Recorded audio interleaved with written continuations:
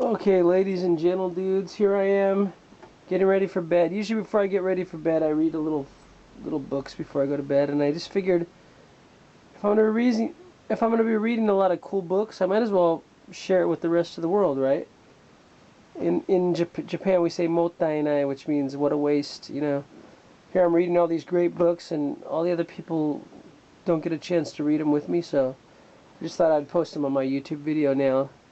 A few readings from different books. But today it's going to be a reading from, this is volume 2 of the Writings of Nichiren Daishonin, and this is volume 1. They're both 1,000 pages or so. Actually 1,200 pages.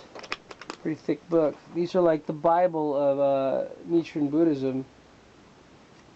And one of my favorite Goshos, we call them Goshos, which means kind of like respectable writings of Nichiren. One of my favorite ones is number 315, which is on page 835 of volume 2.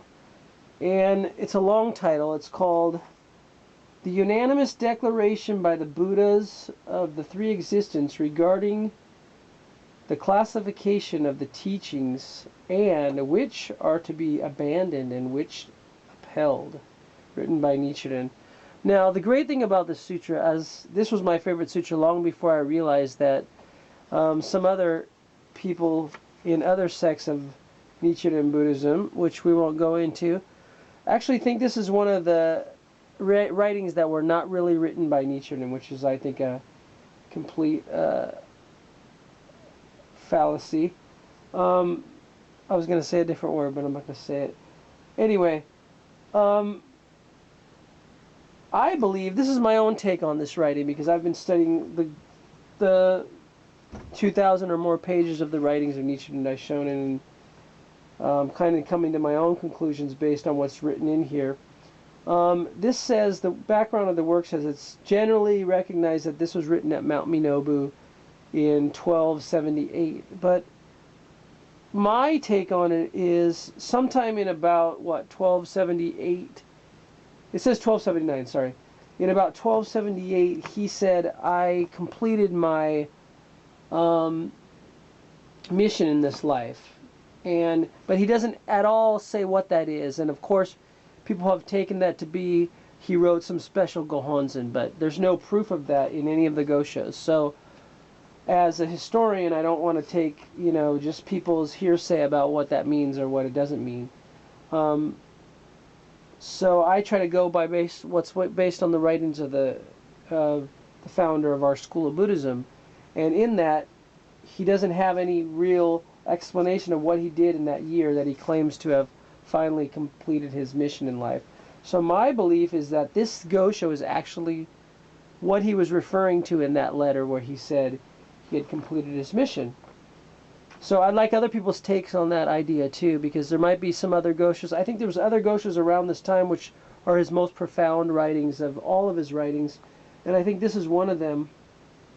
So I'm just going to read a little bit of it today. I'll read more in the future, and then I'll give my kind of commentary on each part that I read. Okay, here goes. The sacred teachings of the Buddha's lifetime are the doctrines he preached over a period of 50 years. These are known as the complete body of sutras. These are divided into two categories: sutras intended for the instruction and conversion of others, and those pertaining to the Buddha's enlightenment. The sutras intended for the instructions and conversion of others constitute all the sutra's teachings set forth in the 42 years prior to the preaching of the Lotus Sutra. These are known as provisional teachings and are also called expedient means. In terms of the four teachings of doctrine, they represent the first three teachings: the Tripitaka teaching, the connecting teaching, and the specific teaching. In terms of the 5 periods of teachings, they represent the sutra's teachings set forth in the 4 periods that preceded the Lotus Sutra. That is, the flower garland, the agama, the correct and equal, and wisdom periods. Again, in terms of the 10 worlds, they represent the first 9 worlds. With regard to the category of dreams and waking, they correspond to the teachings on good and evil in the category of dreams. Dreams may be called provisional, and the waking state may be called true. This is because dreams are temporary and lacking any inherent entity and nature. Hence, they are termed provisional. But the waking state is permanent and the unchanging entity of the mind, and hence it is designed, I'm great at reading out loud anyway, and hence it is designated by the term true. For this reason, the Sutra teachings set forth in the first 42 years of the Buddha's preaching life deal with affairs of good and evil, as these exist in the dream, that is the realm of birth and death. Therefore, they are called provisional teachings. They are intended to lead and guide living beings who exist in the realm of dreams and waken them to the enlightenment of the Lotus Sutra. They are sutra teachings of preparation and expedient means. Therefore, they are called provisional teachings. This is how we should read the words provisional and true, and how we should understand them. We should read the word provisional to mean temporary, because it exemplifies the world of dreams, and we should read the word true to mean real, because it exemplifies the waking state. The dreams that are the realm of birth and death are temporary and lacking an inherent entity and nature, and thus exemplify that which is provisional. Hence, they are called illusions. The waking state of original enlightenment, and I underline that original enlightenment because that means from Kuan Ganja, which we'll get into later, is true or real. The mind that is removed from the realm of birth and extinction, and thus exemplifies truth. Hence, it is called the true aspect. And the true aspect of all phenomena is in the Lotus Sutra's Expedient Means chapter, which is appearance, nature, entity, I forget all the rest right now, inherent cause, latent manifest effect, whatever, power, influence, internal cause, external cause, or forget them all. Anyway, consistence from beginning to end. I forget all 10 of them right now. I'm kind of getting tired. It comes to my head sometimes. Okay, but anyway, that's the true aspect of all phenomena. By grasping the meaning of these two words, provisional and true, we may distinguish in the sacred teachings of the Buddha's lifetime which ones are provisional and deal with the instruction and conversion of others, and which are true and pertain to the Buddha's enlightenment. I want to stop here because we have to also do this with the writings of Nichiren Daishonin. In all these writings, he does so many expedient means teachings and so many true teachings. So you have to really understand what point of view he's coming from. When he's coming from the point of view of his listeners, you have to take into consideration who he's writing to and what he's talking about, so you'll know whether he's really talking about a waking reality or a sleeping reality, which is most people are in a sleeping state. They're sleepwalking. They're pretty much drunk on this reality and not really looking at the deep undercurrent of reality, which is so much deeper than what we think reality is. Anyways, where was I? I'll get more into that later, hopefully. Okay, where was I? I'll just start here. I think I was here. The first 3 of the 4 teachings, the first 4 of the 5 periods of teachings, and the first 9 of the 10 worlds, all alike deal with affairs of good and evil as they exist in the realm of dreams. Hence, they are called provisional teachings. With regard to the doctrine doctrinal teachings, the Buddha in the Immeasurable Meaning Sutra states that in these more than 40 years I have not yet revealed the truth. These various sutras in which the truth is not yet revealed are provisional teachings pertaining to the realm of dreams. Therefore, the annotation on the profound meaning of the Lotus Sutra states, though the nature of the mind does not vary, it is inevitably engaged with phantoms, and so it gives rise to phantom capacities, phantom receptiveness, phantom responses, and phantom salvation. Both the Buddha, who is capable of responding, and the living beings who receive instruction and undergo conversion are provisional in aspect and not true.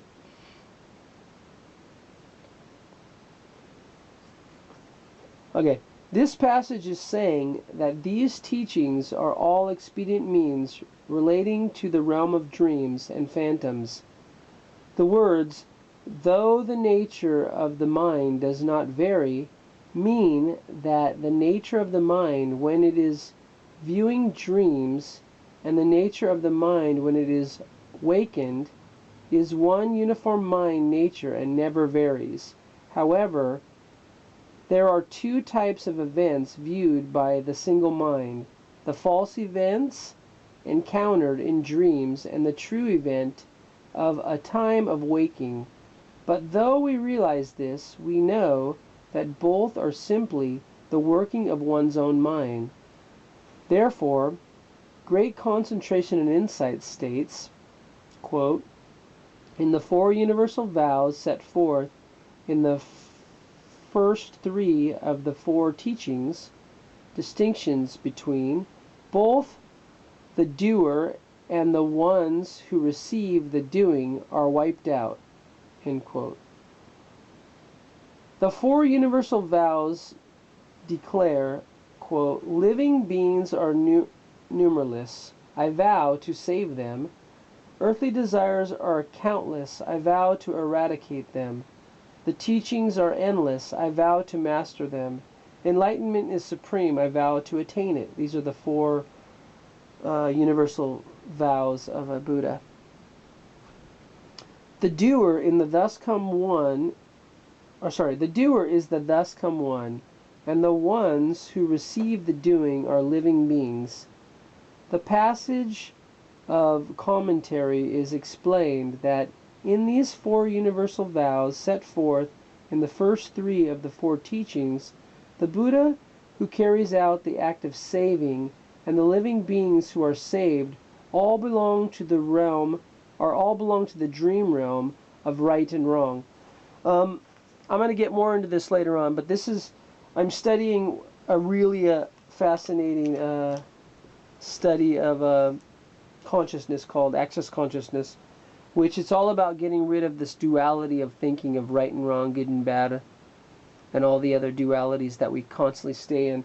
And this Gosho actually gets into that, getting rid of that duality. And I've been studying many religious philosophies, and one in Christianity, I believe that when they say that Adam and Eve bit the apple from the tree of the knowledge of good and evil, a lot of people misunderstand what that means. And my take on that is, before this apple was bitten, or before this tree was encountered, they were naked and they were pure and they were just natural, in a natural living state. They didn't know what right and wrong was. But actually, after getting this idea that things are in duality between good and evil and right and wrong and good and bad and all this dualistic thinking, is where the fall of their purity came about. So a lot of people think that the Bible says, okay, I'm back at you guys. This is part 2. I guess my video camera automatically turns off at about 13 minutes. So we're going to just do 13 minutes a day. Just do a little segment each day of this great writing of Nichiren Daishonin. which is the Unanimous Declaration of the Buddha. It's a lot longer title, but I won't get into that one. So where I got cut off is exactly where I was talking about Christianity and the knowledge of good and evil, which in the Lotus Sutra and many other sutras, the Buddha, one of his many accolades is the person who sees through all distinctions, or who is free from distinctions, which is, I believe, the distinctions between right and wrong, good and bad, and all these negative and positive polarities which are holding us back from being infinite beings, which we might talk about later. Okay, so here we go. I'm using a different light source because yesterday I looked back at the video and there was some kind of floating things in the air, which I don't see any dust in the air. I don't see any feathers in the air. It looked like kind of like feathers because I do have 2 down coats. But I see them nowhere in the air, but on the video they were floating things. So I'm just going to call those my Shoten Zenjin because I don't know what they were.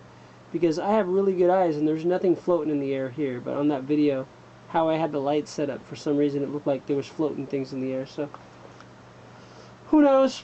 I just work here. Okay, anyway, here we go on where we left off before. Thus, the various sutras preached in the 42 years prior to the Lotus Sutra are provisional teachings in which the Buddha has, quote, not yet revealed the truth. An expedient means. They are an expedient means designed to lead one to the Lotus Sutra, and hence do not represent the truth itself.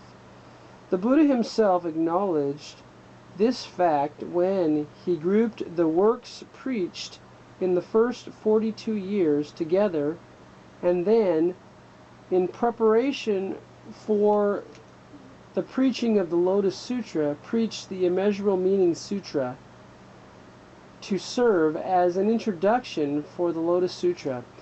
The Immeasurable Sutra and the Lotus Sutra are part of the Threefold Lotus Sutra, so there's a English translation of the Threefold Lotus Sutra which I read way back before Burton Watson translated just the Lotus Sutra, which you might find online. Okay, I actually found I found every one of them. The Threefold Lotus Sutra, the Burton Watson translation, and a few other translations of the Lotus Sutra.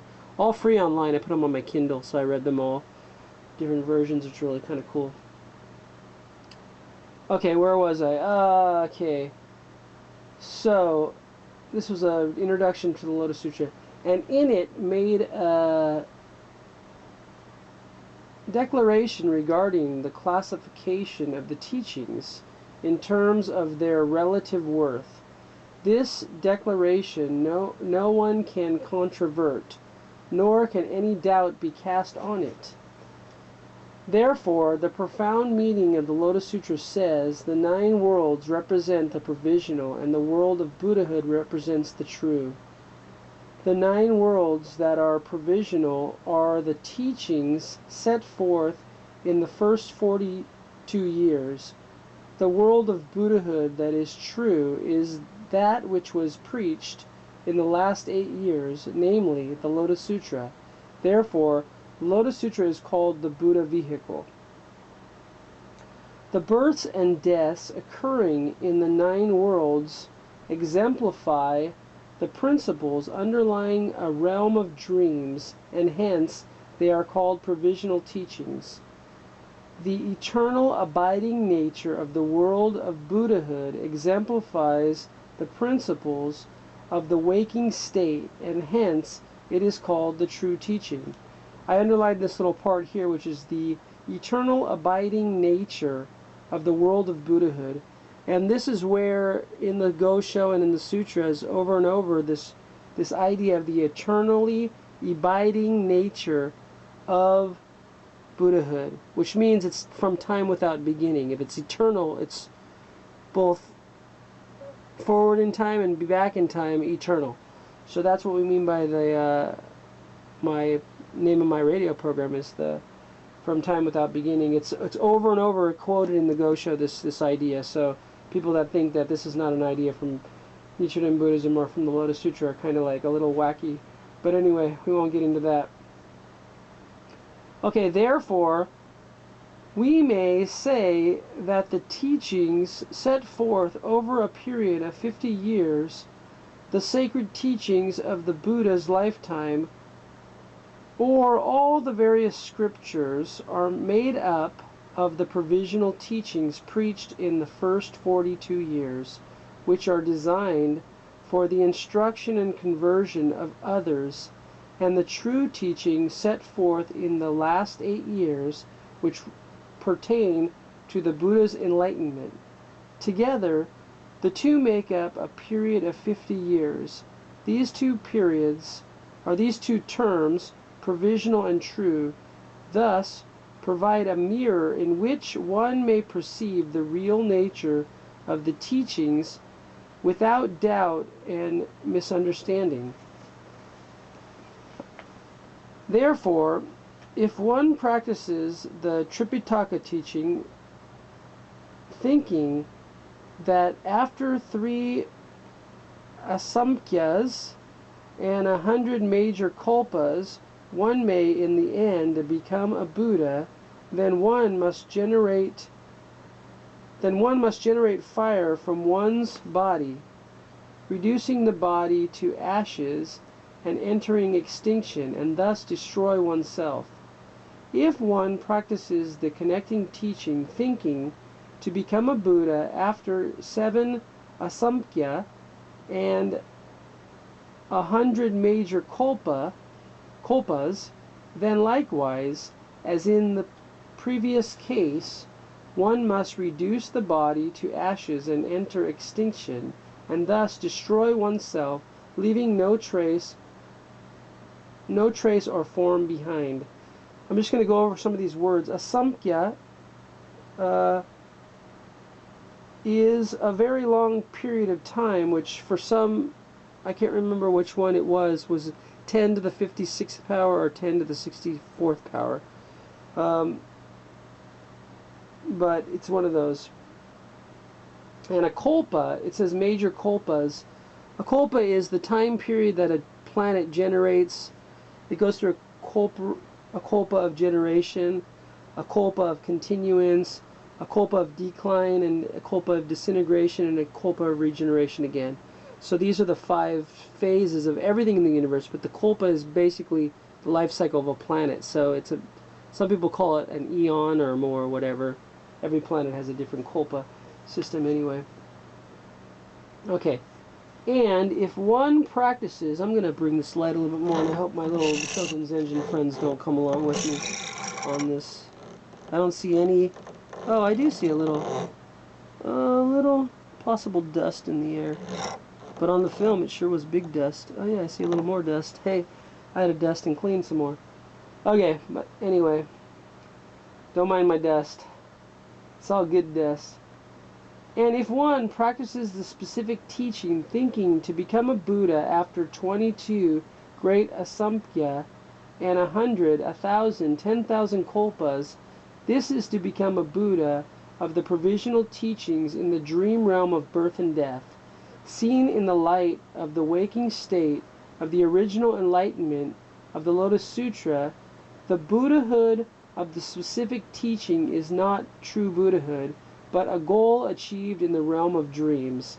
Thus, the path outlined in the specific teaching can never lead to true Buddhahood. So all the other sutras before the Lotus Sutra, their idea of Buddhahood was actually a fictitious Buddhahood, which was just expedient means to get to the real Buddhahood, which is finally preached in the Lotus Sutra. And once again it says here, the waking state. The waking state of original enlightenment, and this is said over and over in the Goshos and in Sutras. The original enlightenment, that's from time without beginning, and we'll get more into that later. Which is eternally abiding nature of the world of Buddhahood. Anyway, here we go again. In the path to enlightenment set forth in the specific teaching, when one reaches the first of the 10 stages of development, one for the first time, to a certain degree, cuts off ignorance and begins to gain understanding to the certain degree to a certain degree, into the principle of the middle way.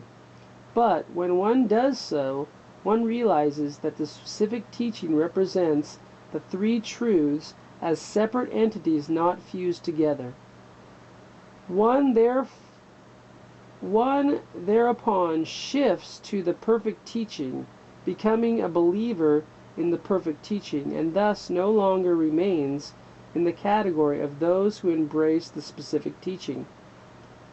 So this is moving up to the Lotus Sutra, the perfect teaching, from the specific teaching which was taught before the Lotus Sutra. Those who pursue the Bodhisattva path may be divided into superior, middling, and inferior in terms of capacity, but anyone who is in the first of the 10 stages of development, the second stage, the third stage, and so on, up to the stage of near perfect enlightenment, is a person of the perfect teaching.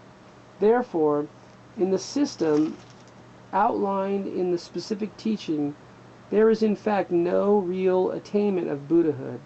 Hence, it is called a system in which the teaching regarding the goal exists, but no example of anyone who has reached it. So all the other sutras before the Lotus Sutra, it always has this idea of reaching enlightenment, but there's no stories of anyone reaching enlightenment in those teachings. Not until the Lotus Sutra, and the first person besides Shakyamuni in the Lotus Sutra was the Dragon King's daughter, showing that women and men are equal in Buddhism and they can all attain enlightenment together. But only were those examples in the final teachings of the Lotus Sutra. In all other sutras, it was just an idea that someday you'll be able to attain enlightenment, but it never really gave any example. So it was just a kind of a pie-in-the-sky idea. I'm going to take out this little braid in my hair because it's bugging me. Okay. Therefore, an essay on the protection of the nation states, the Buddha of the reward body, which exists depending on causes and conditions, represents a provisional result obtained in a dream, while the Buddha eternally endowed with the three bodies represents the true Buddha from the time before enlightenment. This is from the time without beginning. The former represents the Buddha gained through practice of the first three of the four teachings, and the latter, the Buddha perceived through observation of the mind, described in the last of the four teachings, the perfect teachings. So, in the observation of the mind, which is a Tiantai idea, if we can observe our purest fundamental mind, we get to the place of perfect enlightenment, which is in an eternally endowed state, which is existing from time without beginning, is and existing into the infinite future. We've always been Buddhas. We're always enlightened once we realize who we truly be. Okay. And the same text states, the three bodies, as they are expounded in the provisional teaching, are not free from impermanence, but the three bodies, as expounded in the true teaching, are endowed with both entity and function. The former represents the Buddha gained through practice of the first three of the four teachings, and the latter, the Buddha perceived through observation of the mind, described in the last teaching, the perfect teaching. So all the other teachings talk about the Buddha going through many, many lifetimes to get to a state of Buddhahood, where the final teaching, it says, you are always been a Buddha and you always will be a Buddha, and you never weren't a Buddha, but all you have to do is perceive that as your true nature in your mind. So you don't need to go through thousands of life. Okay, I'm going to start where I left off last time. This is the third installment of this reading of the Unanimous Declaration by the Buddhas. I didn't mean to offend my friend Maru Maru Sensei in my last comment on the last one.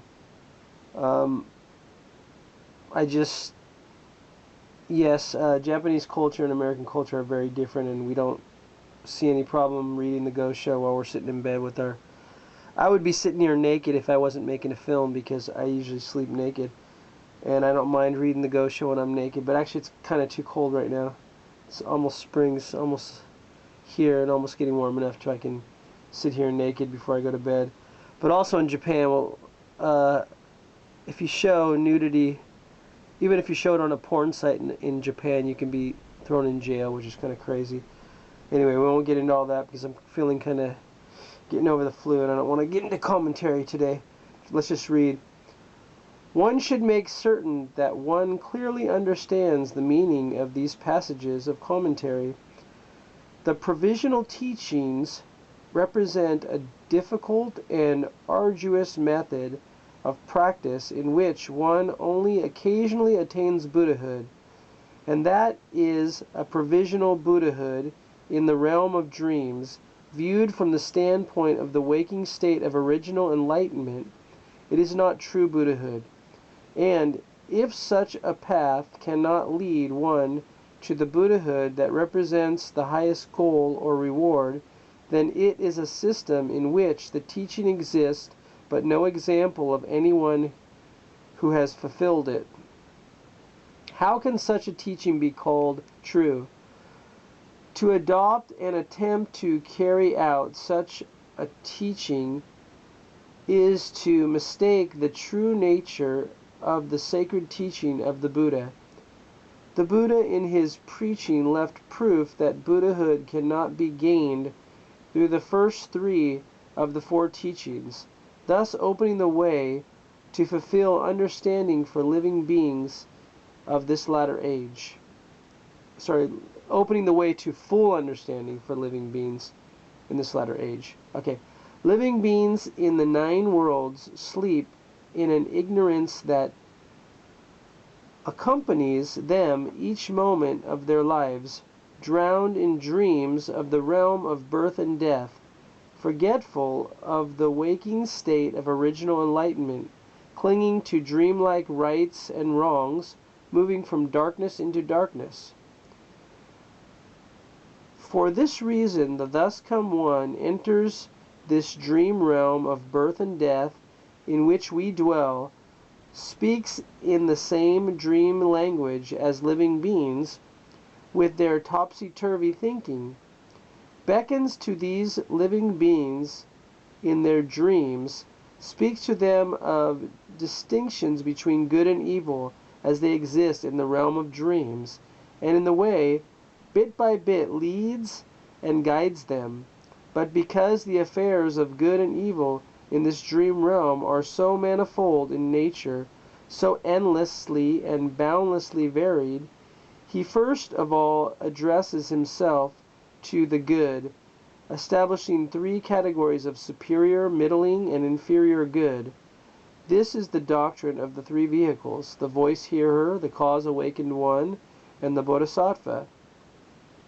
And after explaining this, he points out that within each of these 3 categories, there are 3 subcategories, those of superior, middling, and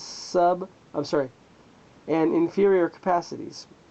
So that, beginning with the highest category, that of superior capacity, within the category of superior good, there are 3 times 3 categories, or 9 categories in all.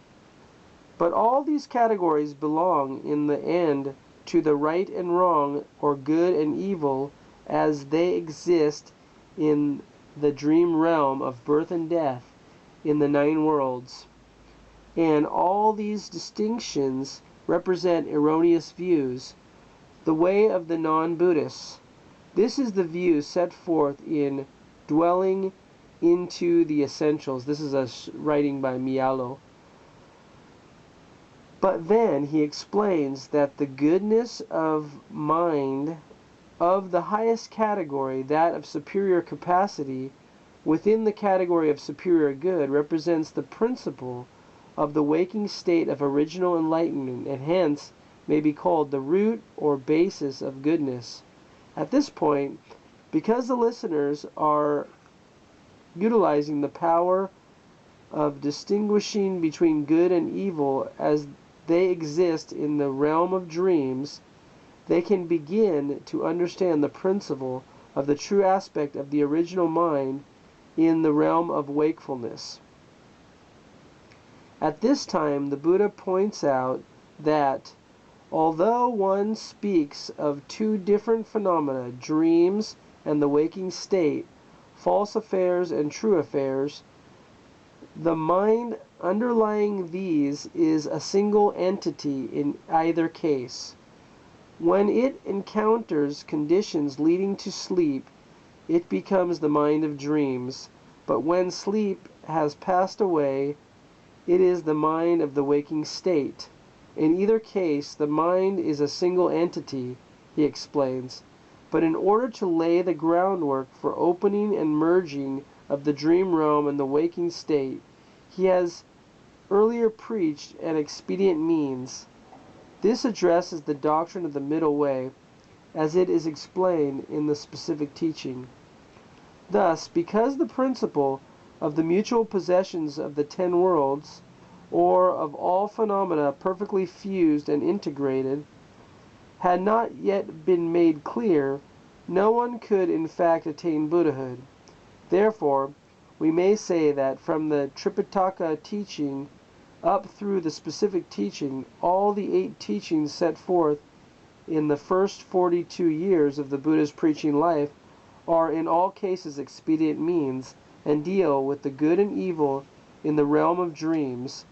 The Buddha simply employed them for the time being in order to lead and guide living beings.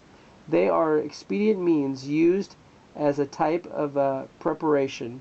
Okay, so before my film cuts off, this is probably where we're going to end.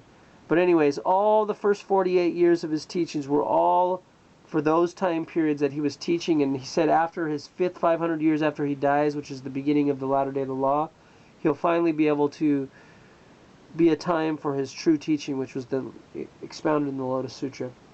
Let's see if my film will go longer. I'm going to go on from there.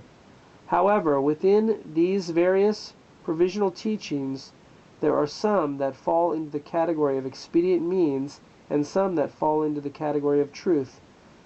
The 2 categories of provisional and true are not completely lacking in these teachings. Thus, within each of the 4 teachings are to be found the 4 perceptions of reality, and they may seem to be the same in all 4 teachings. The words in which they are couched are the same, and they may seem to be no different in the meaning of the words. But if one is misled by the similarity of language into supposing that there is no real difference between provisional and true teachings, then the Buddha's teaching will be destroyed. The teachings that are expedient means exist only in this impure land and not in any of the pure lands. The Lotus Sutra states, quote, "In the Buddha lands of the 10 directions there is only the law of the one vehicle. There are not 2, there are not 3, except when the Buddha preaches so as an expedient means." From this, it is easy to determine whether there is any reason to suppose that one may attain Buddhahood by following the expedient means teachings, which do not exist in the Buddha lands of the 10 directions, and practicing them in hopes of gaining rebirth in the Pure Land, while rejecting and despising the law of the one vehicle which exists in the Pure Lands of the 10 directions. The thus come one, Shakyamuni, the Lord who set forth the lifetime of teachings, preached the complete body of the scriptures and left us this declaration: the Buddha of the 3 existences all unanimously use the same words and the same intentions in the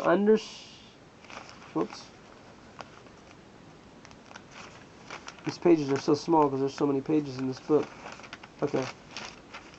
What was I saying? The Buddha of the 3 existences all unanimously use the same words and the same intention in the fashion they employ in preaching the teachings. Therefore, I too will preach the teaching in this manner, not differing in a single word. As the Expedient Means chapter of the Lotus Sutra says, following the same fashion that the Buddhas of the three existences employ in preaching the teachings, I now will do likewise, preaching a law that is without distinction. The law that is without distinction is the wonderful law of the one vehicle. It is the law that makes no distinctions between good and evil, the law that preaches that grass and trees, forests, mountains and rivers, the great earth, and even one particle of dust all possessed within themselves the full 10 worlds. This one vehicle of the Lotus Sutra of the wonderful law present in one's mind pervades all the pure lands of the 10 directions without exception. The blessing that adorn the living beings and the environment in the pure lands of the 10 directions are present within one's own mind and never depart from it for an instant. This is the thus come one of original enlightenment, the three bodies that are a single unity, and outside of this there is no law. This single law exists within the pure lands of the 10 directions, and no other law exists. Hence it is called the law without distinctions. So this original law is our waking state of consciousness of true enlightenment that we all possess from time without beginning, which is what this paragraph is saying. So let me just say that again. So the blessings that adorn the living beings and the environment in the pure lands of the 10 directions are present in one's own mind and never depart from it for an instant. So our minds from time without beginning is never departs from it for one instant means we've always been Buddhas from time without beginning, and we always will be Buddhas. And that's what the Lotus Sutra is teaching over and over. And that's what Nichiren Daishonin's writings teach over and over. So once again, this part I underlined again. This is the thus come one of original enlightenment, the three bodies that are a single unity, and outside of this there is no law. So the only true Buddha, later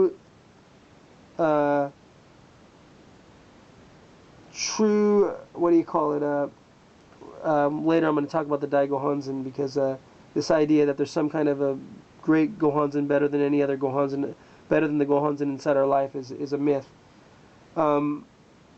Because this is the only one law is our true Buddha nature, which is the true object of worship, which is our life, which is our consciousness. Okay, my friends around the world, sorry it's been a while since I did my last reading. I'm really excited to finally be back with you guys to do the 4th installment of this reading.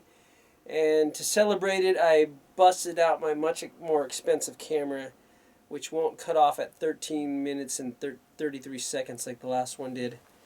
I was kind of excited about that too. 13 minutes 33. I like to see those triple threes there. But I'm going to start off where I ended last time. I'm going to read it, even though I read it twice. The last paragraph, I read it twice on the last 3rd section. So this is the 4th section of the most amazing writing by Nichiren Daishonin, or one of the most amazing writings, by the way. There might be more. It's called the Unanimous Declaration by the Buddhas, the longer title I put up there earlier. I don't want to read it. So this last section, which I read twice at the end, I'm going to read it again because Mari Sensei there, maybe the Japanese version is more difficult to understand, and I know a lot of my Japanese friends have told me the writing that Nichiren did with Chinese and Japanese is very old style, sophisticated writing style that a lot of people don't read today. It's like almost us reading the Bible, which is very difficult. I don't understand that old English style myself. Shakespeare English, which actually was both of them were not Shakespeare at all. It was actually the person who wrote Shakespeare, but that's a whole other story. Sir Francis Bacon. Okay, he did the translation of the Bible too, or one of the main translators. King James Bible. Okay, so this last section is really the essence of the crux of the whole, this idea that there's any distinction between everyone being a Buddha. So I'm just going to read it again because maybe some people didn't understand it quite enough. This one vehicle of the Lotus Sutra of the wondrous law present in one's mind So this one vehicle, which is Myoho Rengekyo, present in one's mind, not in some person called Nichiren Daishonin, not in some Gohonzon called the Dai Gohonzon, not in some historical Buddha named Shakyamuni. This is the one vehicle that is present in one's mind. So if that doesn't make sense, I don't know what else makes sense. Okay, so it's in your mind, my mind, everyone's mind. We're all one. Okay, once again, this one vehicle of the Lotus Sutra, of the Wondrous Law, present in one's mind, pervades all the pure lands of the 10 directions without exception. Okay? Without exception, we are all Buddhas from time without beginning, which this is saying. And here we go on. The blessings that adorn the living beings and the environment in the pure lands of the 10 direction are present within one's own mind. And I'm pointing at my head, but actually the kanji for mind is heart.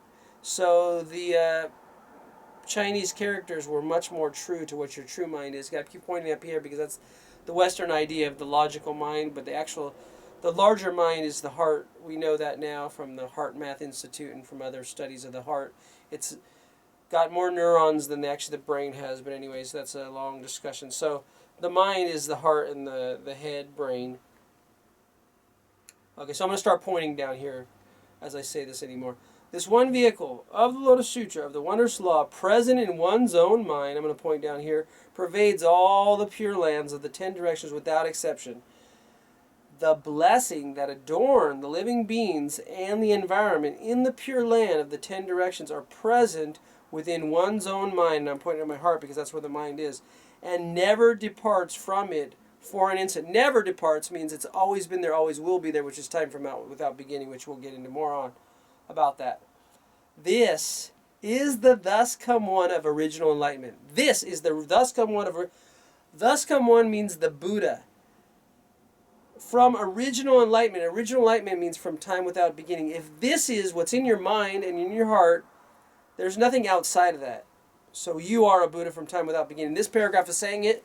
You can look on page 840 if you need me to read it for you and read it for yourself. I don't know what the Japanese reading says, but it should be pretty clear like this, okay? This single law exists within the pure lands of the 10 direction, and no other law exists.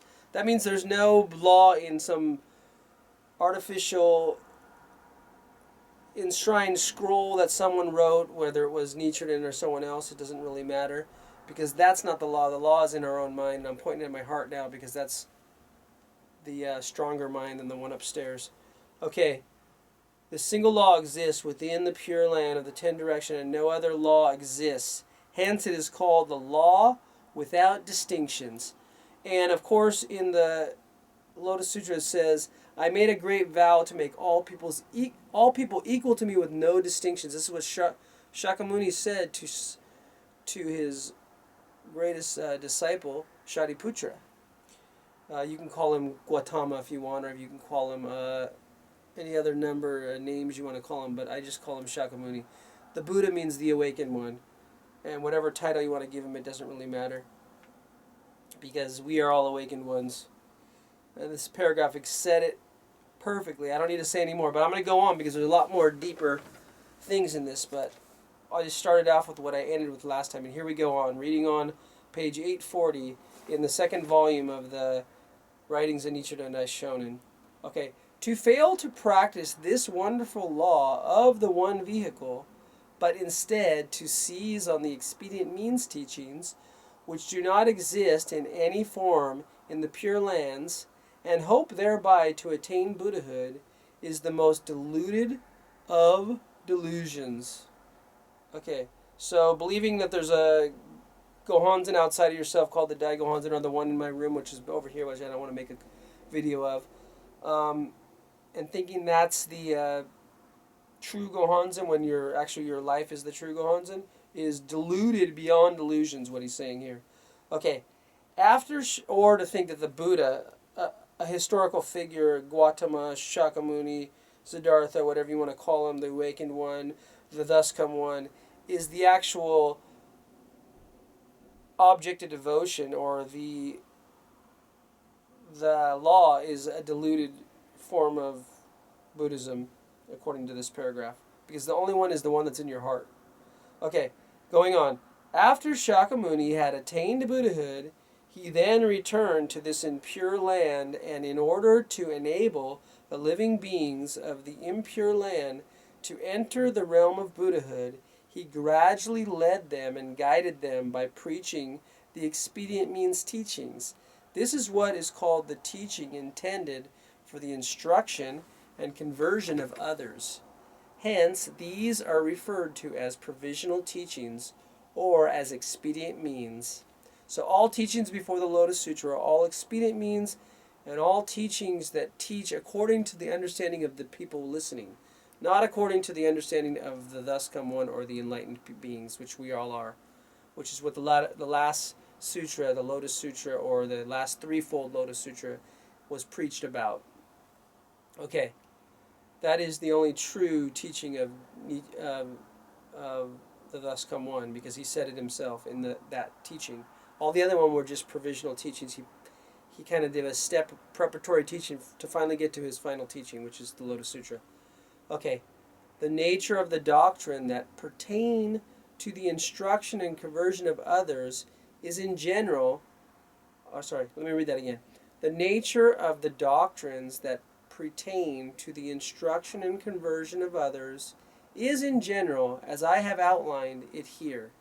Next, we come to the teaching that pertains to the Buddha's enlightenment, namely the Lotus Sutra, preached in the last 8 years of the Buddha's life. Now, there's a whole bunch of people or a whole bunch of misled scholars and Buddhists that think only the first canon of the School of Elders, which is called the Theravada teaching, which is also called in the Mahayana teaching the lesser vehicle, which is the Hinayana. They think that's the only teaching of Shakyamuni, because the final teachings, which is the Mahayana and the true Mahayana teaching, which is the higher vehicle, completely disputes all those teachings. So of course, it would be very simple for them to just say, oh, everything that disputes all of our teachings is definitely not taught by the same teacher we had, so it can't be true Buddhism. So that's just another deluded, mistaken understanding of the teachings. Okay, this sutra deals with the original mind of enlightenment in the waking state. When it says original mind of enlightenment, that means from time without beginning, which we already discussed why it says that in this thing. Original enlightenment means from time without beginning. In the waking state. Okay. But because living beings are accustomed to thinking in the mental terms appropriate to the dream state, it borrows the language of the dream state in order to teach the waking state of the original mind. So why did they call the Buddha the Buddha? He said, I'm a awakened one, or I'm awake. They asked him, are you a god? Because he was glowing. Are you a demon? And they asked him a bunch of things. He said, no. All those things he said, no. They said, what are you? I'm awake. So the only thing he was trying to do is awake people up to their true state, which is awakened beings, which is what this is talking about. The original awakened mind from time without beginning, which is our true nature. Okay, however, though the language is that employed in the dream state, the intention behind it is to give instruction in the waking state of the original mind. This is the aim of both the text of the Lotus Sutra itself and of the commentaries on it. If one does not clearly understand this, one will inevitably misunderstand the wording of both the sutra and its commentaries. One should note that the dream realm doctrines set forth in the teachings designed for the instruction and conversion of others are doctrines of the functions inherent in the waking state of the original mind. Because the dream realm teachings are subsumed within the waking state of the original mind, the doctrines preached in the first 42 years of the Buddha's preaching life, the expedient means intended for the instruction and conversion of others in the realm of dreams, are subsumed within the waking mind that is revealed in the Lotus Sutra of the Wondrous Law. So although the other teachings are considered preparatory and considered to be only for that time period when they were taught, they still are within the final teachings. So once you learn the final teachings, all those have relevance. So it's not like we're saying discard or not read those or not learn from them, because every one of the teachings are great teachings. But you have to understand them within the context of the final teachings, which is where all Buddhas, which is the basic tenet of the Lotus Sutra. Okay, where was I? Okay, we're going to maybe go back a little. Because the dream realm teaching are subsumed within the waking state of the original mind, the doctrines preached in the first 42 years of the Buddha's preaching life, the expedient means intended for the instruction and conversion of others in the realm of dreams, are subsumed within the waking mind that is revealed in the Lotus Sutra of the Wondrous Law. Outside of this mind there is no other teaching. This is what is known as the opening up and merging affected by the Lotus Sutra. The opening up and merging affected by the Lotus Sutra. I'm going to underline that because we might talk about that later on. Okay, I'm going to go on though right now. The situation is comparable to the multitude of streams being gathered into the great ocean. The wonder of the Buddha mind and the wonder of the mind of living beings, these two wonders are subsumed within the mind of the individual, and therefore we may say that outside of this mind there is no teaching. So the mind of the Buddha and the mind of the individual who's reciting the sutra or learning the sutra, it says here, there's no distinction between them. They are the one mind. So it's actually universal consciousness. So our ninth state of consciousness, which in Buddhism we call alaya consciousness, I think it's called in Sanskrit, is a universal consciousness that we all are part of oneness with. So there's no wisdom ever known through all time, space, dimensions, and realities that isn't known in our mind at its truest sense. So we are all enlightened to everything that ever was and everything that ever will be. So that's what this is saying. One's own mind, the mind nature, and the mind entity. Okay, so this is the three factors of life. The entity is also the nature and the physical part of it. I forget exactly the words. Honoze so, noze sho, noze tai, I think it is. Anyway, we're going to get into this later, hopefully. But the three factors talks about the physical manifestation of reality, the spiritual manifestation of reality, all within the entity of reality, which is basically similar to the idea within Christianity of the triune Father, Son, and Holy Ghost. But that's kind of a whole other subject that I don't want to get into right now, because that's a totally bastardized teaching from Buddhism and from other teachings that was passed on to become part of Christianity, which I don't have time to get into. But please read the Secret Teachings of All Times, and you'll kind of get an understanding of that. Okay, where was I? One's own mind, the mind of nature, and the mind of entity, or the mind entity, which is the three factors. These three are the three bodies of the thus come one. So the three bodies of the Buddha and the first three factors of life, it's basically the same thing. One of original enlightenment within one's own body. So this is all one of original enlightenment within one's own body. Not within one's Gohonzin, or not within one scroll bigger than the other ones called the Dai Gohonzin. Not within one being called Nichiren Daishonin. Not within one being called Shakyamuni, Gautama, Siddhartha, whatever you want to call him, Buddha.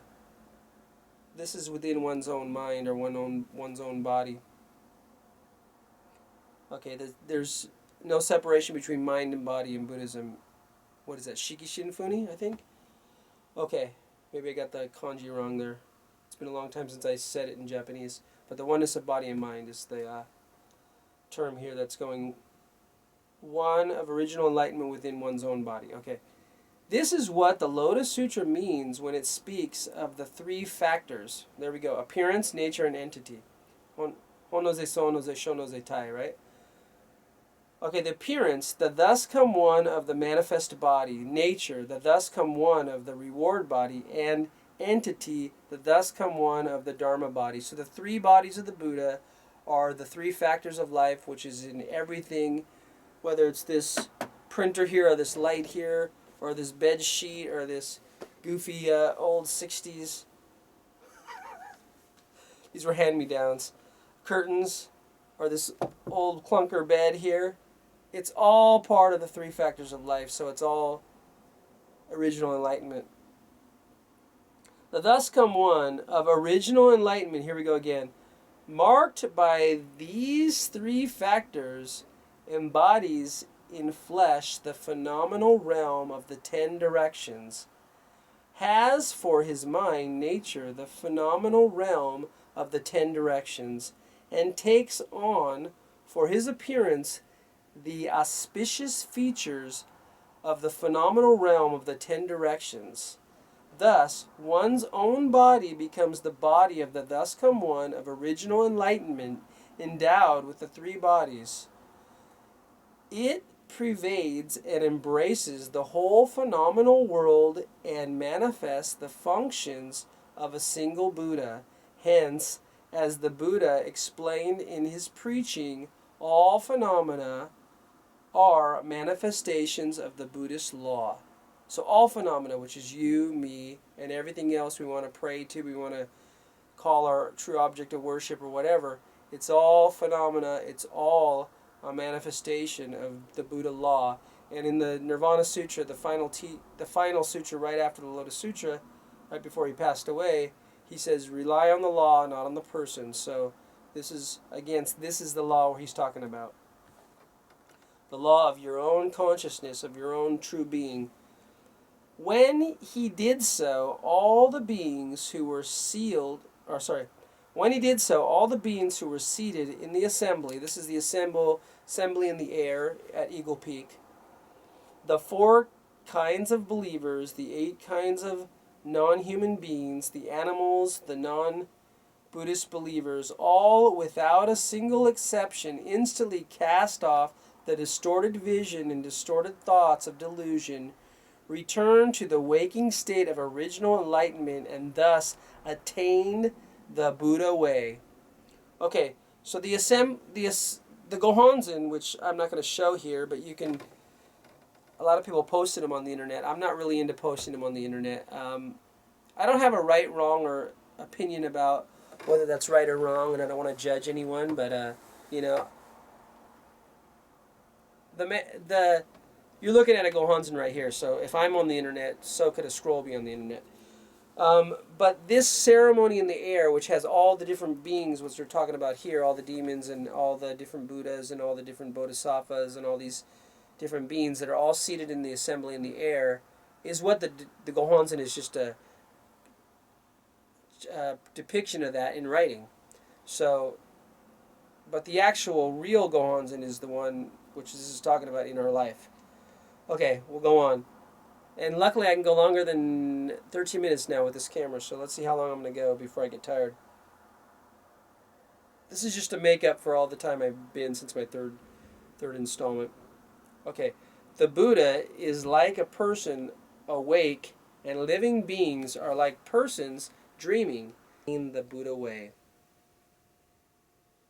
The Buddha is like a person awake, and living beings are like persons dreaming. Therefore, when the latter wake from their empty dreams of birth and death and return to their waking state of original enlightenment, they are said to attain Buddhahood in their present form, to gain the great wisdom of equality. Equality means there's no up and down, there's no better or worse, there's no Dai Gohonzon and regular Gohonzon, there's no high priest and lower priest, there's no nothing, there's no distinctions, we're all Buddhists. Okay, the law that is without distinction, and to understand that all are able to achieve the Buddha way for there is only this one doctrine. Though the Buddha lands of the 10 directions are divided up into various regions, the law pervades them all. The law is that of one vehicle. There are no expedient means, and hence it is called the law that is without distinctions. Though the beings of the 10 directions fall into various categories, they conform to the one basic principle of the true aspect of all beings, and hence, in the end, are without distinctions. That means everyone's equal. That's why he said, in the end I made a vow, or in the beginning I made a vow, in the Lotus Sutra, he says to Shariputra, in the beginning I made a vow to make all people equal to me with no distinctions. And this is what this is saying here. Though the doctrines of the 100 worlds and the 1,000 factors and of the 3,000 realms speak of distinctions, yet because the 10 worlds are mutually inclusive, they are without distinctions. So there is no difference between the world of Buddhahood and the world of hell, or the world of animality, or the world of... It's all just a waking or a sleeping state of the same original enlightenment. Though the terms dream and waking state, false and true, seem to indicate differing categories, they all come together in the single mind, and hence are without distinctions. So all this distinction of right and wrong, good and bad, all that is false distinctions. There's only what is, and what is what is. What is enlightenment. Okay, though we speak of the three existence of past, future, and present, all conform to the principle that underlies an instant of the mind, and hence are without distinction. So there is no past, present, and future. All there is the ever-present now. That's what this is saying. The words set forth in all the other sutras are words in a dream, and are comparable to a round fan or a tree, while the words that reveal the waking mind of the Lotus Sutra are comparable to the moon or the wind. Thus, the waking mind of original enlightenment is a round moon, whose rays shine on and drive away the darkness of ignorance, and the wisdom that perceives the true aspect of all phenomena is a wind that blows away the dust of delusion.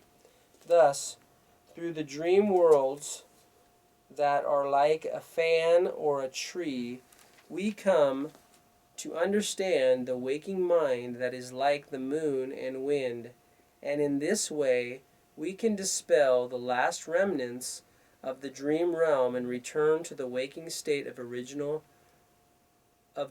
mind. Hence, it is stated in Great Concentration and Insight, when the moon is hidden behind the ranged mountains, we hold up a round fan as a symbol of it. When the wind dies down in the vast sky, we shake a tree to illustrate how it moves. The annotations on Great Concentration and Insight comments, the moon that represents the true and eternal nature is hidden behind the mountains of earthly desires. Earthly desires are not the one kind alone, and therefore the text speaks of them as ranged mountains. They're different ranges. The wind that is the sound of the perfect teaching in time ceases its instructing influence and returns to tranquility. The principle of tranquility is still and unobstructed like the vast sky. The teaching set forth by the four ranks of sages are like the fan and the tree. These enable us to understand the moon and the wind.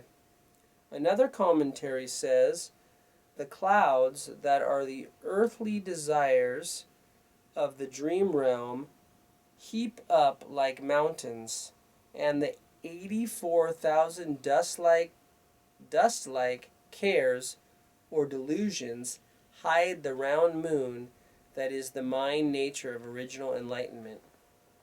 The words of the sutra and treatises, which are comparable to a fan or a tree, are used to teach one the principle of original enlightenment, which is comparable to the moon and the wind, and enable one to understand it. Such are the sacred teachings, and hence their words and phrases are comparable to a fan or a tree. The passage cited above represents one sort of interpretation and is not necessarily to be taken as the truth. What instructs us and enables us to understand the mind nature of the wondrous law, or the wonderful law, which is comparable to the moon, and the intelligence and wisdom of the mind of the individual, which is comparable to the wind, may be called the Lotus Sutra of the wonderful law. Hence, on the profound meaning states, one tries to understand terms in the category of sounds and forms in order to perceive the ultimate principle that is without marks. So all words and all definitions are all a limitation of what we are trying to explain as the true consciousness that we're trying to explain in words and thoughts. So that's what this is saying, because it's only a small portion of what I can say. So what I'm saying on this thing, and what he's saying in this writing, and what is written in the Goshos, and what is written on the other Goshos, what's written in the Sutras, it's all words and phrases that only barely briefly skim the surface. That's why they say Nam-myoho Renge-kyo, or the title of the Lotus Sutra, is really the secret teaching that is hidden in the depths of the Lotus Sutra. It's beyond the words and beyond the phrases, because it is getting down to your true nature and understanding that you are an enlightened being from time without beginning, that you can fully understand. It doesn't have to say it. There's no way to put that in words other than what I just said, but it doesn't say that exactly in the Gosho or the Sutras. Well, it does say it in this Gosho.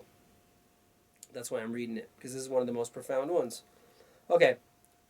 Terms in the category of sounds and forms refer to the dream realm words of the various sutras and treaties, such as the analogies of the fan and the tree. The ultimate principle that is without marks refers to the perfect delight of tranquil light, the waking mind nature present within the individual, which is comparable to the moon and the wind. Okay, this reminds me of the world of forms, which Plato, his teacher, I just lost his name. I was saying Shakyamuni, that's not it. Socrates. So Socrates' world of forms is beyond all words and beyond all things that we see. The world of forms is the true aspect of what we can't see. We only see it as the physical nature that it's manifesting, which is one of the 10 factors of life. Okay, so anyway, more on Socrates later.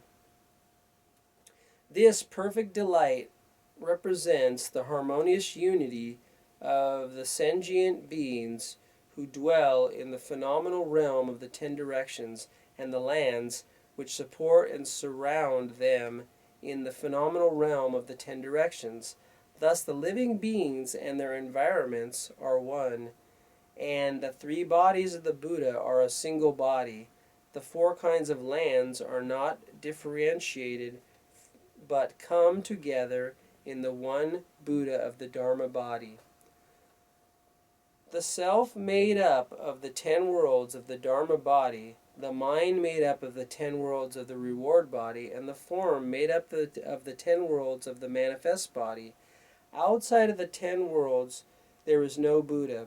Outside of the Buddha, there is no 10 worlds. The living beings and their environment are not 2 things, and one's self and the land one inhabits are not 2 things.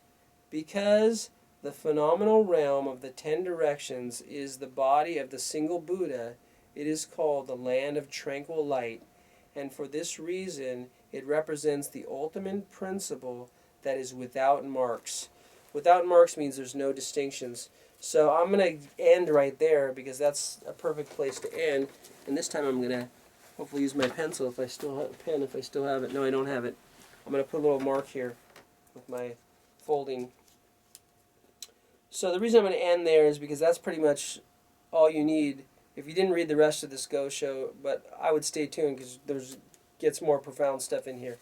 One of the best Goshos, and it's a long one. So it'll take me, I don't know how many installments to fully read it. But this last paragraph, I think, really summed it all up. So I'm going to read this last paragraph one more time because some of you guys probably didn't catch what I just said. The self, made up of the 10 worlds in the Dharma body, the mind made up of the 10 worlds within the reward body, these are the 3 factors of life, the form made up of the 10 worlds in the manifest body. Outside of the 10 worlds, there is no Buddha. Outside of the Buddha, there is no 10 worlds. The living beings and their environment are not 2 things. This is the oneness of life and its environment, Eshafuni. And one's self and the land one inhibits are not 2 things. Because the phenomenal realm of the 10 directions is the body of a single Buddha, it is called the land of tranquil light, and for this reason it represents the ultimate principle that is without marks. And the ultimate principle is Myoho Rengekyo, which is the title of the Lotus Sutra. So I'm going to end it there. We're going to get more into that next time. Thank you guys for listening. Thank you for liking my page. Thank you for subscribing to it. Thank you for your comments, and especially Maru Sensei, because he got me to come back to this because I've been so busy lately and I've been putting it off. But eventually I want to read this whole thing. I don't know how long it's going to take me, but the more comments I get, the more likes I get, the more shares I get, of course, I'll read more. But if I don't get that much attention on it, I'm going to go to other things because I have a lot of other things to cover right now that I'm working on. As you can see from all my videos I put up lately, I've been doing a lot of concerts lately. A lot of things have been opening up in my life like never before. And my healing practice has been just taking off. My healing calls, if you tune into www.blogtalkradio.com/Tim Janakis, you can listen twice a week to my healing calls. You can call in. I can do healing on you. So many amazing things are happening right now. So I'm just every day experiencing what this Gosho says, that I'm the thus come one from time without beginning, like you all are too. So here's a Buddha to another Buddha. Thank you guys for listening. Thank you for watching.